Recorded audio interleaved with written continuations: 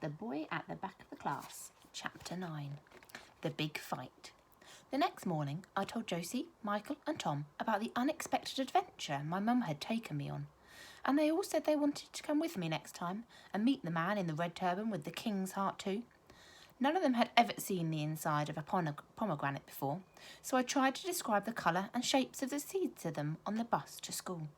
But they still looked confused, so I drew them a picture on the back of my exercise book instead.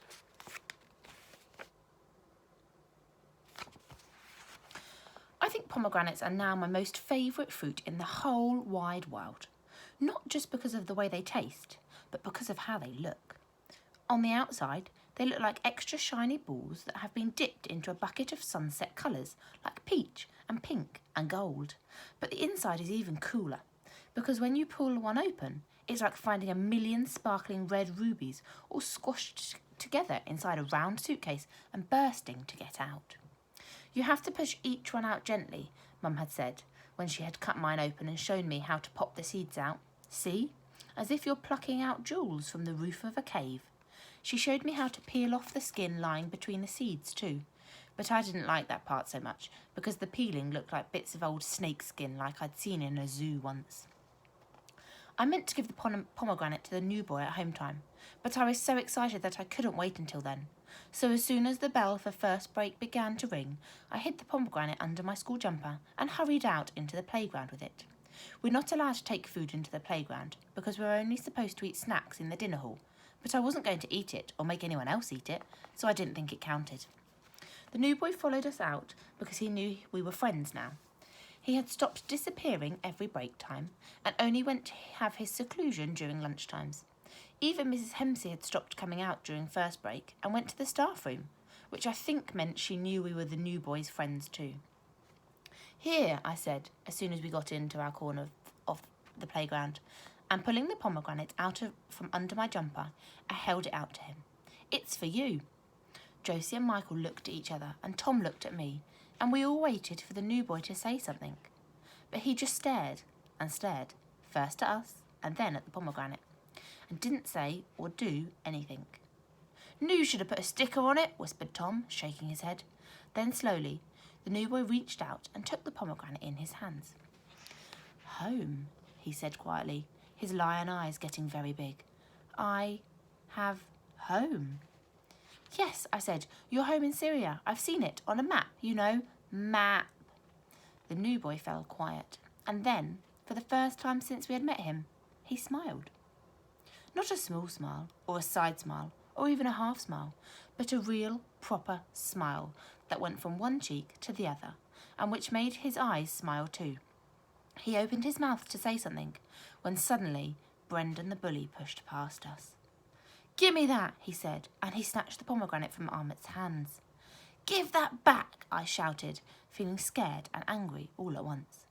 "Make me," sneered Brendan the bully as he turned around to face me.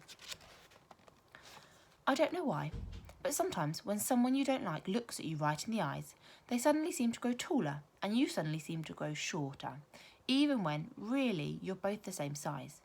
Usually it's only for a few seconds and then you grow back to your normal height again. But sometimes it goes on for so long that you wonder if you'll ever get back to the height you used to be. This was one of those times. When Brendan the bully turned to look at me, he stared into my eyes so hard and for so long that he seemed to grow by at least 2 more inches. But I was feeling so hot and angry that I could feel my ears going red and I didn't care. I took a step forwards and turned to grab the pomegranate back. "Go on, try again," launched Brendan the bully as he whipped it away and held it high above his head. I could feel my face getting redder and redder and my legs getting shorter and shorter as I tried to jump and snatch it back from him. Then suddenly he threw the pomegranate to Chris, who was standing behind me. Chris caught it and tossed it up and down in one hand, waiting for one of us to try and do something.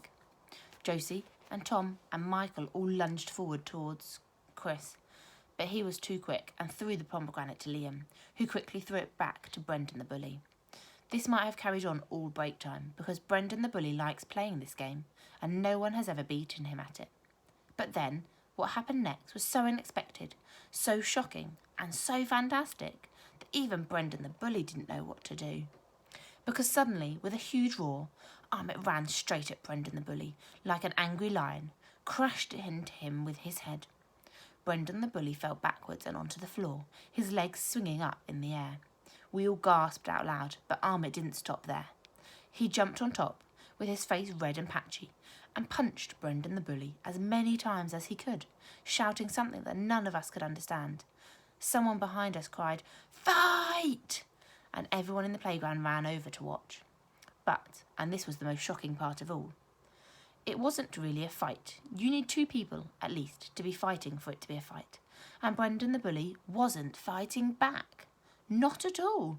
Not even for a second. Instead, he was holding his arms over his face, and as Ahmet continued punching and roaring and shouting at him with all his might. "Break it up now!" shouted a voice as the crowd parted and Mr. Irons and Mrs. Sanders came running through. But Ahmet wouldn't stop.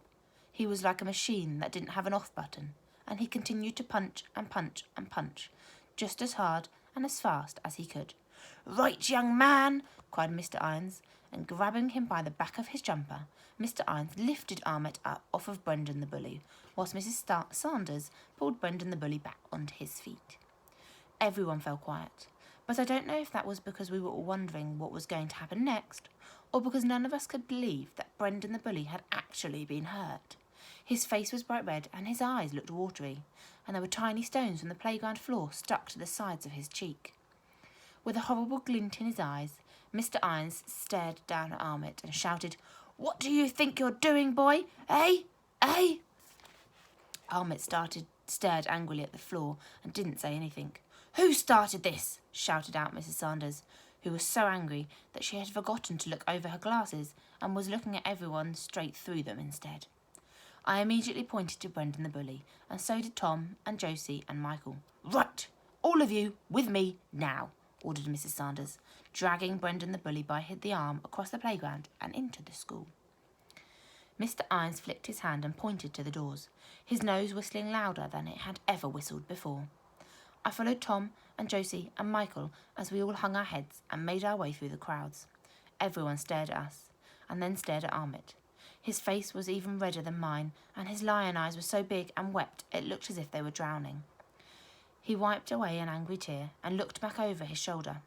I looked back too and saw lots of bright pink spots all over the ground. The pomegranate had smashed open, and all its ruby red seeds had been crushed beneath everyone's feet. After we told Mrs. Sanders all about what had happened, she gave me 50 lines to do for taking the pomegranate out onto the playground, and said that Ahmet and Brendan the bully had to write lines every night for the rest of the week with Mr. Irons. We tried to tell her and Mrs. Khan that the fight wasn't Ahmet's fault, and that sometimes hitting someone when they're being horrible and taking something that's yours away from you can make you feel 100 times better than that telling a teacher ever would. Even 1,000,000 times better. But they just shook their heads and said that Ahmet should never have hit Brendan the bully. We didn't say anything after that, because you can tell when grown-ups won't listen to you anymore. Usually they say, "That's an end of it, and I've said my piece and that's it." But teachers always say, "That's all, you can leave now."